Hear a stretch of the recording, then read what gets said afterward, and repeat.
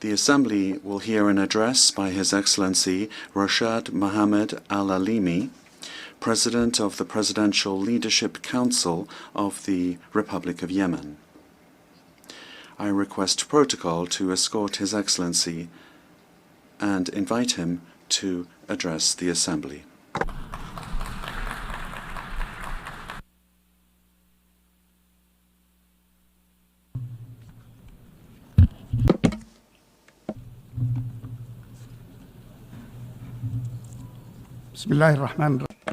In the name of God, Your Majesties, Excellencies, Your Excellency President of the General Assembly, Philemon Young, Your Excellency Secretary General, Antonio Guterres, ladies and gentlemen, it is a good omen that I am addressing you today while we celebrate a glorious national occasion for the Yemeni people, which is the 26th of September, when our Yemeni people made history 62 years ago by overthrowing the Imamite racist regime and proclaiming the Republic.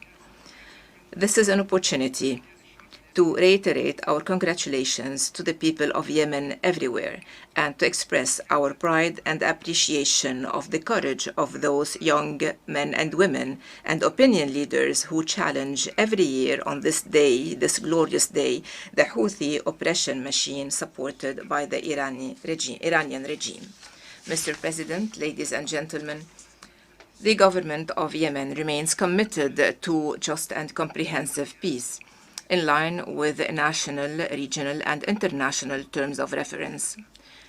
It is, however, necessary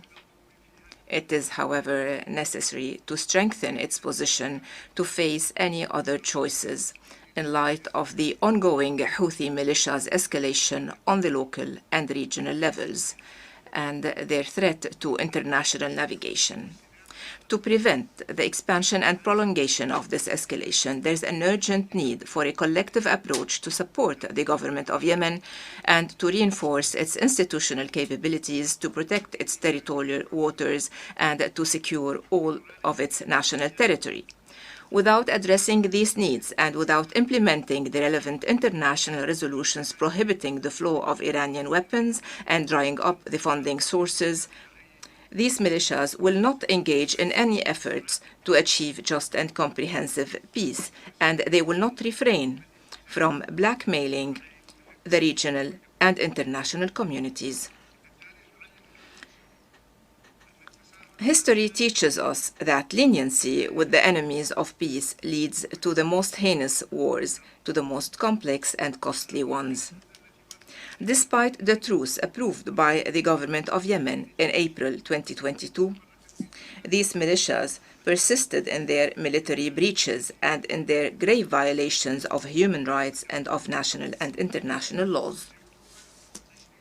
In October 2022, Houthi militias bombarded the oil exportation ports in the governorates of Hadramaut and Shabwa, thus depriving the Yemeni people from the needed revenues to pay salaries and basic services, which exacerbated the humanitarian plight and led to an unprecedented devaluation of our national currency.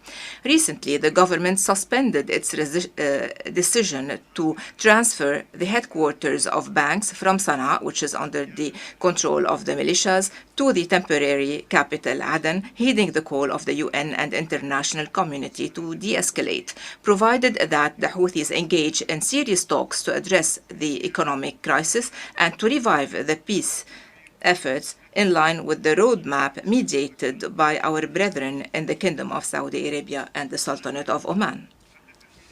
Despite all the above, the militias hijacked 3 planes owned by Yemeni Airlines.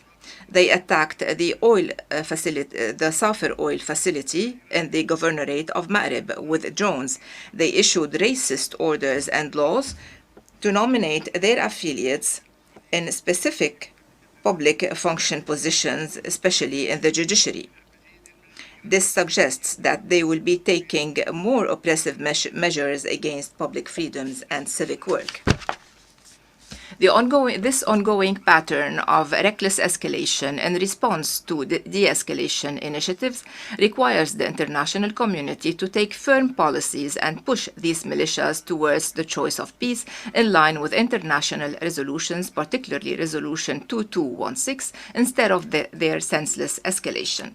Mr. President, ladies and gentlemen, 4 months ago, terrorist Houthi militias arrested dozens of UN personnel, to be added to the thousands of innocent men, women, children, elderly who disappeared in their prisons years ago. Particularly activist Mohammed Qahtan included in a Security Council resolution. There is a widespread belief that the United Nations is responsible for giving these militias the opportunity to kidnap this unprecedented number of relief workers and NGO staff, as well as activists and civil society leaders, by not heeding the call of the Yemeni government to transfer their headquarters from Sana'a to the temporary capital, Aden. By not taking seriously these militias and by keeping their headquarters in Sana'a, the United Nations unintentionally enabled these terrorists to take their personnel and assets as hostages and to use them as a bargaining chip to blackmail the international community and to achieve negotiation concessions that cannot be accepted under any circumstances. This ongoing situation cannot be defended nor justified. The presence of UN headquarters in Sana'a emboldens these militias that are designated on terrorist lists, and it endangers relief workers and human rights defenders. Hence, the need to reconsider these policies and measures immediately. Mr. President, ladies and gentlemen, Houthi militias, with their ongoing terrorist attacks on international maritime navigation in the Red Sea and the surrounding waterways, prove that they represent a growing threat not only to Yemen, as some used to believe, but also to the stability of the region as a whole, and to the secure flow of international trade, which exceeds trillions of dollars. Today, they are reinforcing their position as the first rebel group in history having used ballistic missiles and drones against civilian commercial vessels. Late last month, Houthi militias hit the Sonian tanker, which was carrying 1 million barrels of crude oil, causing fires which could have led to one of the worst oil spills in history before the vessel was salvaged by the international coalition. This is not the first such incident caused by these militias. These militias boasted having sunk 2 vessels previously. They also hindered for years the efforts to save the decaying Safer tanker, which was carrying similar amounts of crude oil. It proves that their terrorist activities will remain an ongoing threat to maritime navigation. Ladies and gentlemen, for years, the Yemeni economy has been facing complex challenges, but the terrorist Houthi attacks on the oil facilities deepened the funding crisis and deprived the people and government of Yemen from necessary revenues to pay salaries and provide services. The economic war waged by these militias are part of a larger hostile strategy aiming at weakening the ability of the government to provide basic services and to pay public service salaries, thus aggravating the humanitarian crisis for more than 14 million Yemenis. Therefore, the international community should seriously consider the devastating effects of these terrorist acts and to provide the vital infrastructure to defend maritime transportation vessels in Yemeni ports, to support the right of the Yemenis and of the Yemeni government to benefit from their resources and improve their living conditions. Protecting the arteries of the Yemeni economy is necessary not only to recover and rebuild our future, but it is important also for the stability of the region and for the security of energy on the long term. Therefore, we reiterate our call to the international community to provide immediate comprehensive support to address the devastating humanitarian conditions and to lay the foundations for a long-term economic recovery. This should include not only immediate humanitarian assistance to alleviate sufferings But it should also include accountability mechanisms, especially in the regions under the Houthi control. It also requires greater investments in infrastructure, healthcare, education, and sustainable development. It requires building the national capacities to curb the impacts of climate change, which has left hundreds of victims and displaced thousands within the last 2 months. Yemen's recovery is not only a national matter, it is a regional and international need. The stability of Yemen is decisive to safeguard peace and stability in the region and trade routes in the Arabian and Red Seas, as well as surrounding waterways, including the Suez Canal. We have appreciated international support in the past, and we will keep thanking you for shouldering your moral responsibilities. We also thank the Coalition to Restore Legitimacy, led by the KSA and the UAE, to meet the aspirations of the Yemeni people to stability, peace, and prosperity, and provide the resources we need to rebuild our institutions and our social fabric. Mr. President, ladies and gentlemen, the Arab region is facing today a challenging test in building the state and in joining the civilizational progress. However, every time the countries of the region achieve a true transformation towards development, peace, and prosperity, and towards empowering their people to exercise their political, economic, and social rights, they are met with evil forces which intervene with their destructive agendas, emboldened by the international leniency towards these rogue groups and their supporters. The outcome of this battle between the forces of peace and the axis of evil will determine who will survive, develop on this part of the world. It will determine whether the region will be dragged into more chaos, civil wars, hegemony, weapons, oppression, and underdevelopment. The road to peace goes through the forces of moderation in the region, led by the Kingdom of Saudi Arabia, which has been defending the international resolutions and which extended a helping hand by hosting millions of those fleeing wars and armed conflicts.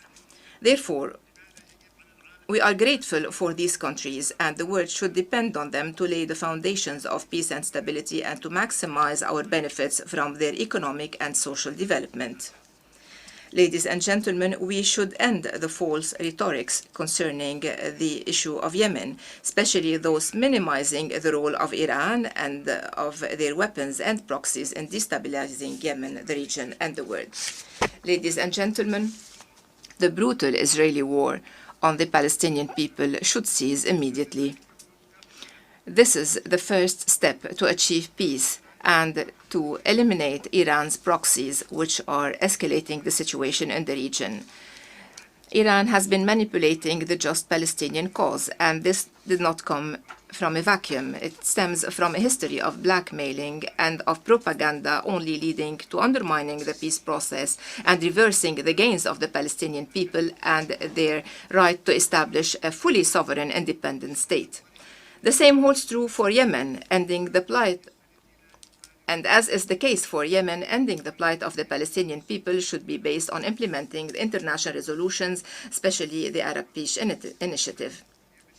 And as is the case for both Yemen and Palestine, the only way to deter the wanton Israeli aggression on Lebanon will be through a firm stance from the international community and through the unity of all the Lebanese and their independent decision and the non-interference in their internal affairs so that the Lebanese state can recover the choice of peace and war. Mr. President, ladies and gentlemen, it is important to recall that the Universal Declaration of Human Rights quotes, I quote, "the inherent dignity and the equal and inalienable rights of all the members of the human family is the foundation of freedom, justice, and peace in the world." End of quotation. Today, these values are undermined, and as are the ethics and national and international norms, with the grave violations perpetrated by leaders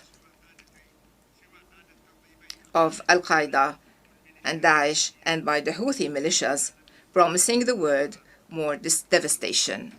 Thank you, and may the peace of God be upon you.